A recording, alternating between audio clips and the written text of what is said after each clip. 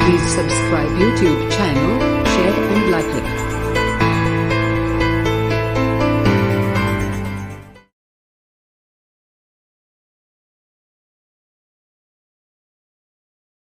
तो chapter number 2 की हम बात करें। टॉपिक का नाम है मौलिक अधिकार। अब मौलिक अधिकार में सबसे पहले तो मौलिक अधिकार किसे कहते हैं उसके बारे में हम पढ़ेंगे। तो मौलिक अधिकार का अर्थ,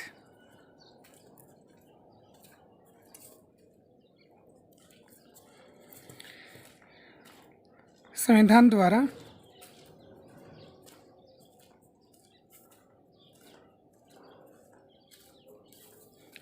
नागरिकों को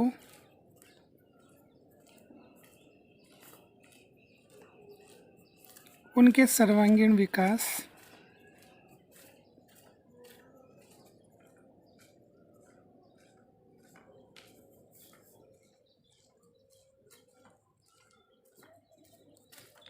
के लिए जो अधिकार प्रदान किए हैं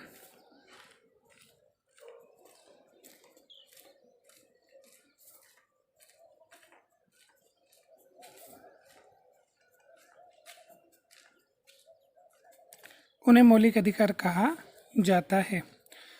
तो मौलिक अधिकार जो है वो आपको सर्वांगीण विकास की सुविधाएं प्रदान करता है, जिनके माध्यम से हम अपना संपूर्ण क्या कर सकते हैं, विकास कर सकते हैं। मौलिक अधिकार की हम बात करें तो देखो, संविधान जो है,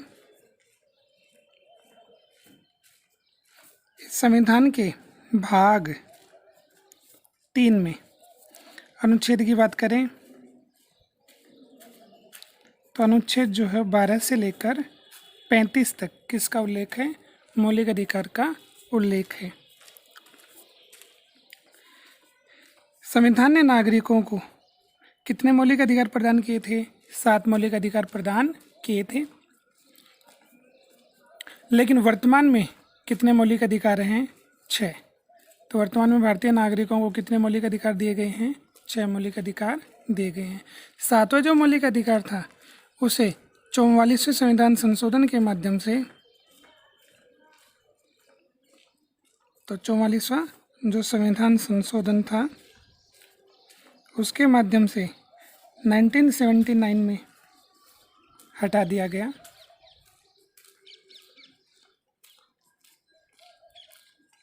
और ये जो मौलिक अधिकार था वो किससे संबंधित था? संपत्ति का मौलिक अधिकार।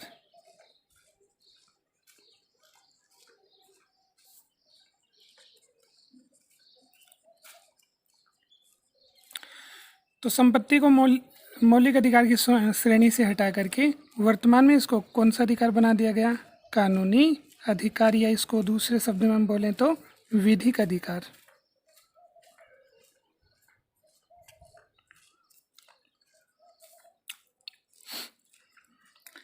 सबसे पहले हम पढ़ रहे हैं अपने समानता का मौलिक अधिकार।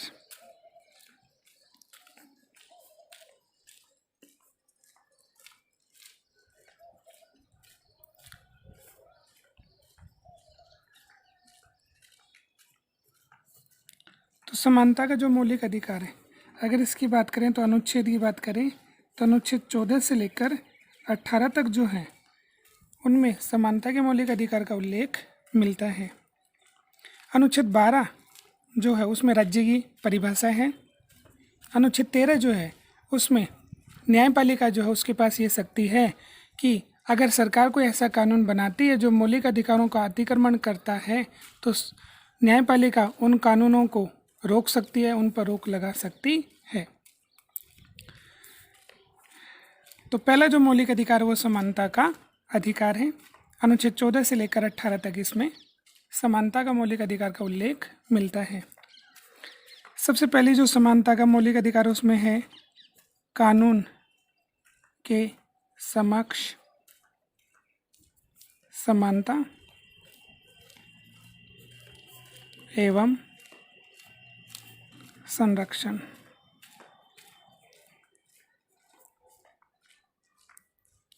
कि पहला जो इसमें बिंदु है वो है कि कानून जो है उस कानून की दृष्टि में सभी को क्या माना जाएगा, समान। कि एक अमीर व्यक्ति एक गरीब व्यक्ति है, अगर वो कानून को तोड़ते हैं तो दोनों के साथ एक जैसा क्या किया जाएगा, व्यवहार किया जाएगा। तो कानून की नज़र में जो समानता वाला जो प्रावधान है वो हमने कौन से देश से अपनाया, वो हमने ब्रिटेन से अपनाया। आगे जो है कि कानून के समक्ष संरक्षण, ये जो प्रावधान है ये भारत ने कौन से देश से अपनाया, अमेरिका से अपनाया। इसमें कानून जो है प्रत्येक व्यक्ति को क्या प्रदान करेगा, सुरक्षा। कि कानून तोड़ने वाले व्यक्ति को सज़ा मिलेगी तो बाकी जो अन्य व्यक्ति होंगे उन्हें क्या मिलेगा, सुरक्षा मिलेगी। तो कानून के समक्ष समानता संरक्षण, अनुच्छेद 14।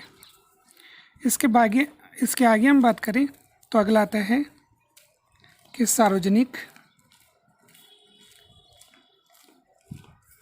स्थानों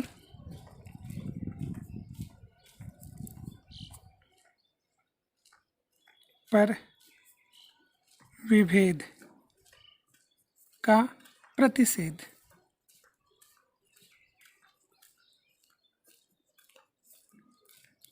या तो अनुच्छेद 15। तो अनुच्छेद 15 ये कहता है कि जो भी सार्वजनिक स्थान है उन सार्वजनिक स्थानों पर विभेद नहीं किया जाएगा, भेदभाव नहीं किया जाएगा। उसका संविधान क्या कर सकता है, संविधान उसका करता है प्रतिषेध, मतलब निषेध। सार्वजनिक स्थान का मतलब जैसे कोई भी सार्वजनिक पार्क है, यदि हम बात करें मंदिर है, सार्वजनिक होटल है, मेला है, हॉस्पिटल है, सड़क है,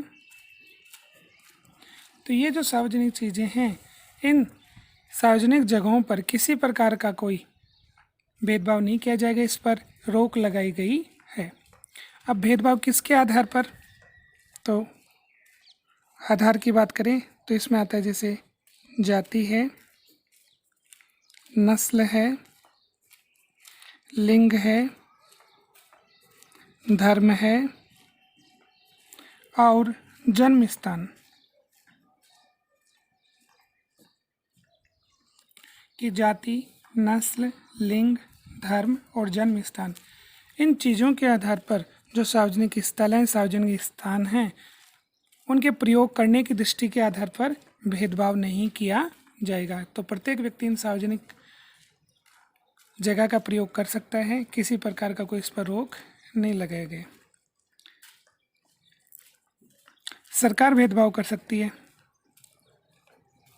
अब सरकार देखो भेदभाव कैसे करेगी, जैसे महिला है और बच्चे हैं, इनकी स्थिति में सुधार करने के लिए सरकार जो है वो भेदभाव कर सकती है, लेकिन ये जो भेदभाव होगा वो समानता के अधिकार का क्या नहीं माना जाएगा, उल्लंघन नहीं माना जाएगा। अगला जो अपना समानता के अधिकार में आता है वो आता है लोक नियोजन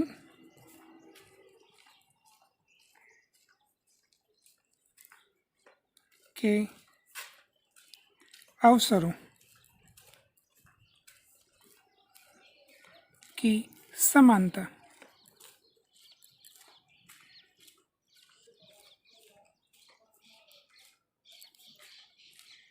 इसमें हम बात करें तो आता है अपना अनुच्छेद 16। तो अनुच्छेद 16 ये कहता है कि लोक नियोजन के जो भी अवसर होंगे उनमें भेदभाव नहीं होगा, सभी को समान रूप से वो प्राप्त होंगे। तो लोक नियोजन से क्या तात्पर्य होगा कि सरकारी नौकरी, कि सरकारी जो नौकरी होगी उसको प्राप्त करने के जो अवसर होंगे वो प्रत्येक व्यक्ति को, प्रत्येक नागरिक को बिना किसी भेदभाव के क्या होंगे, प्राप्त होंगे। इसका मतलब ये नहीं है कि प्रत्येक व्यक्ति जो है वो अपना मौलिक अधिकार ये माने कि मुझे तो सरकारी नौकरी मिलनी चाहिए। इसका मतलब ये है कि अगर आप योग्य हैं तो आपको उसके क्या मिलेंगे, पर्याप्त अवसर मिलेंगे। इसमें सरकार जो है वो भेदभाव कर सकती है किसके आधार पर, SC, ST, ओबीसी। इनके आधार पर सरकार जो है वो क्या कर सकती है, लोक नियोजन के अवसरों में भेदभाव कर सकती है। लेकिन ये जो भेदभाव होगा वो समानता के मौलिक अधिकार के विपरीत नहीं माना जाएगा। क्यों? क्योंकि अगर सरकारी नौकरी में SC ST और OBC के जो व्यक्ति विशेष हैं उनकी राज्य की सेवा में अगर हिस्सा कम है तो राज्य सरकार उन्हें महत्व प्रदान करके उनके हिस्से को बढ़ा सकती है ताकि इन वर्गों को प्रतिनिधित्व मिले सरकारी नौकरी में। तो ये समानता के अधिकार का उल्लंघन नहीं है। और आरक्षण का जो प्रावधान है भारतीय संविधान के अनुच्छेद 16 के 4 में आरक्षण का उल्लेख मिलता है। अगला जो अपना समानता में मौलिक अधिकार है वो है अस्पृश्यता का अंत। अस्पृश्यता का अंत बात करें अनुच्छेद 17। अनुच्छेद 17 जो है वो हमें कहता है कि अस्पृश्यता नहीं की जाएगी। अस्पृश्यता का मतलब होता है छुआछूत।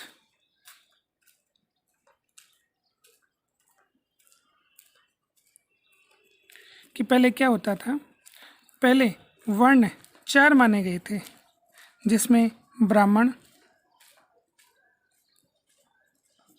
क्षत्रिय,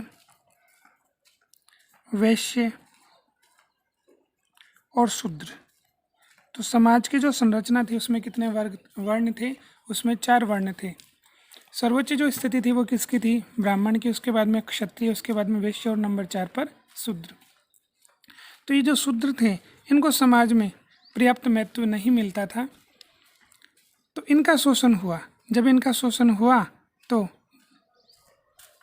इनकी स्थिति में सुधार करने के लिए संविधान में प्रावधान किया गया कि जिन निम्न जातियों को हम अछूत मानते हैं उनके साथ समानता का व्यवहार किया जाए। इसलिए संविधान के अनुच्छेद 17 में ऐसे छुआछूत का क्या किया गया है, अंत किया गया है। और इसके लिए कानून बनाया गया 1955 में, अस्पृश्यता निवारण अधिनियम।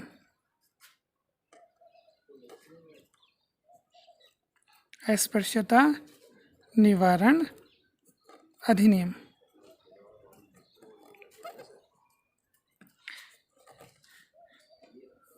क्योंकि सरकार ने संविधान बना दिया और लागू कर दिया, लेकिन उसके बावजूद अस्पृश्यता जो थी वो व्यावहारिक रूप से नहीं रुकी।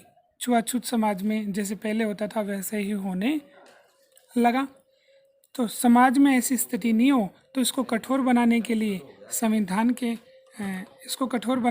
सरकार ने क्या किया, एक अधिनियम पारित किया जिसे अस्पृश्यता निवारण अधिनियम कहा जाता है, जो 1955 में बना। और इसके माध्यम से सरकार ने इसमें दंड का प्रावधान किया कि अगर कोई व्यक्ति है जो निम्न जातियों को अगर जाति सूचक शब्दों से संबोधित करता है तो उस व्यक्ति को क्या मिलेगी, सजा मिलेगी।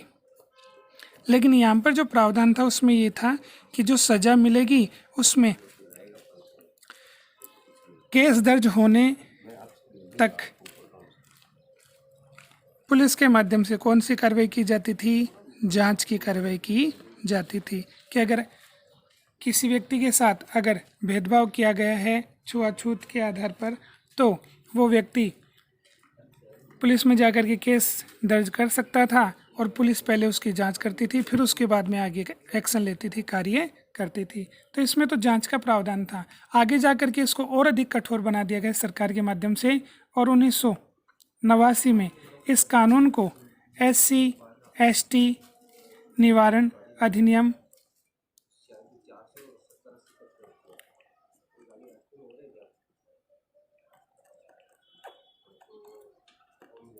इसके माध्यम से कानून को और ज़्यादा प्रभावी बनाया गया, और ज़्यादा कठोर बनाया गया। और इसमें ये जो जांच वाला जो सिस्टम था 1955 में उसको तो समाप्त कर दिया गया। अब अगर आप किसी व्यक्ति विशेष को जो निम्न जाति का माना जाता है, SC ST वर्ग से संबंधित है, उसे जाति सूचक शब्दों से संबोधित करोगे तो बिना किसी जांच के आपके ऊपर केस दर्ज हो जाएगा और आपको क्या मिलेगी, सजा मिलेगी।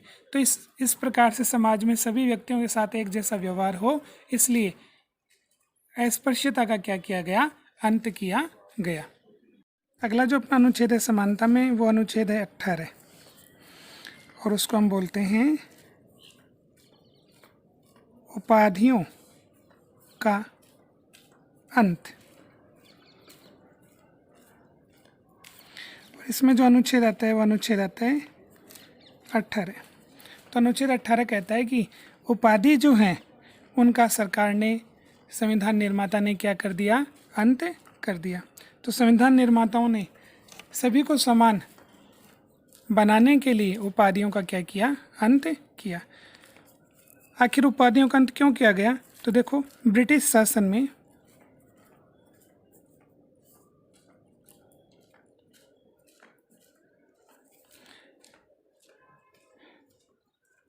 अंग्रेजों के जो हितैषी व्यक्ति थे उन्हें कुछ उपाधियां प्रदान की जाती थी, जैसे केसर ए हिंद,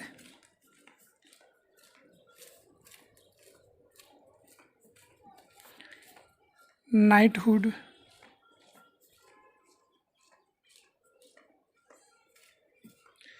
राय बहादुर,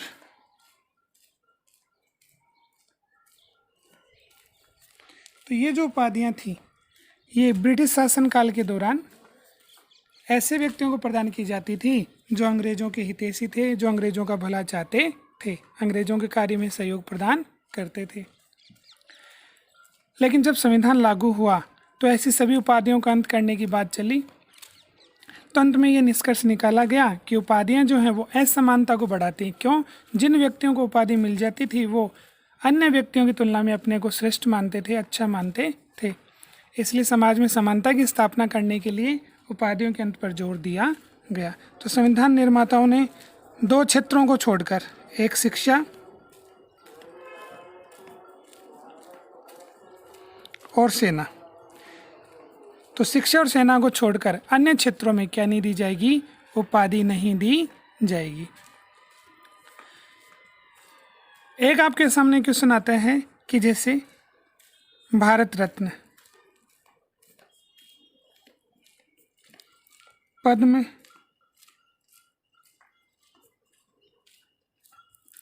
विभूषण, पद्म भूषण, पद्मश्री, तो ये एक प्रकार से सम्मान है, न कि उपाधि है। क्योंकि भारत रत्न दिया जाता है, पद्म विभूषण दिया जाता है, पद्म भूषण दिया जाता है, पद्मश्री दी जाती है, तो ये उपाधि ना होकर के क्या है, सम्मान है। और इनका प्रयोग हम अपने नाम के आगे नहीं कर सकते हैं, जबकि उपाधि जो है उसका प्रयोग आप अपने नाम के सामने कर सकते हो, जैसे शिक्षा और सेना में दी जाती है। जैसे पीएचडी होती है तो वो पीएचडी की उपाधि आप अपने नाम के आगे जोड़ सकते हैं। तो इस प्रकार से हमने पढ़ा समानता मौलिक अधिकार, जिसमें अनुच्छेद 14 से लेकर 18 तक का हमने उल्लेख पढ़ा है।